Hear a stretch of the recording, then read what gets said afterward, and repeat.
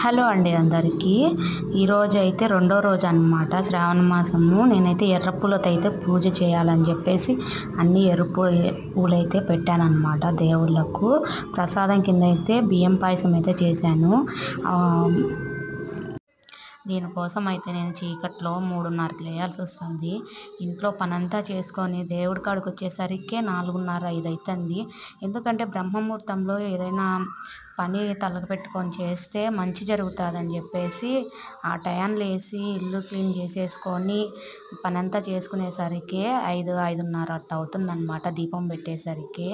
ఈరోజైతే నేను బియ్య పాయసము, వడపప్పు, పానకం అయితే ప్రసాదంగా పెట్టి ఆ టెంకాయ అయితే కొట్టుకున్నాను అనమాట. ఈ శనివారం కాబట్టి 7 వారాల పూజ కూడా చేసుకున్నాను. మీకు కానీ నచ్చినట్టయితే లైక్ చేయండి, షేర్ చేయండి, సబ్స్క్రైబ్ చేసుకోండి మన ఛానల్ని ప్లీజ్.